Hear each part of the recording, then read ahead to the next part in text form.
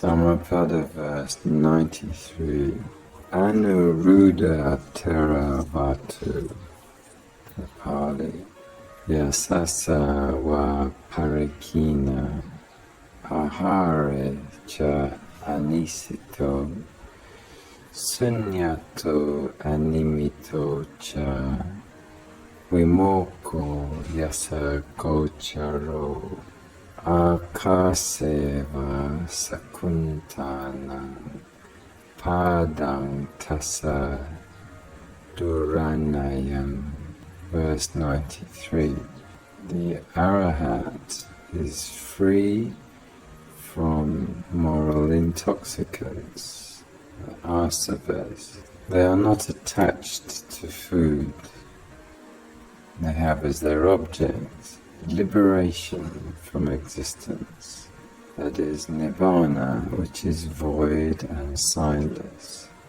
Their path, like that of birds in the air, cannot be traced. The story of Thera and Anuruddha, while residing at the Jetavana monastery, the Buddha uttered verse 93 of this book with reference to Thera and Anuruddha. Thera and Anuruddha was one day looking for some discarded pieces of cloth in a rubbish heap to make into a robe. As his old robe was getting soiled and torn, Jalini, his wife of a previous existence who was now in a Deva world, saw him. Knowing that he was looking for some cloth, she took 3 pieces of good Deva material and put them in the rubbish heap, making them barely visible.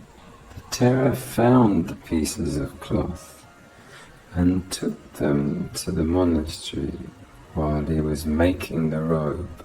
The Buddha arrived with his chief disciples and senior disciples, and they also helped stitch the robe. Meanwhile, Jalini, assuming the form of a young lady, came to the village and learnt about the arrival of the Buddha and his disciples, and also how they were helping Thera and Anuruddha. She urged the villagers to send good delicious food to the monastery, and consequently there was more than enough for all.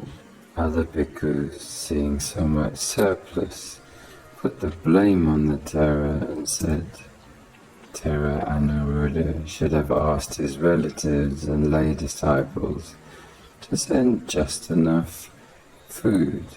Maybe he just wanted to show off that he has so many devotees.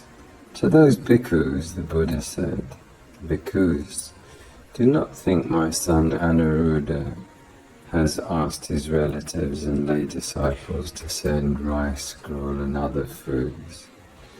My son the Thera did not ask for anything. Arahats do not talk about such things like food and clothing.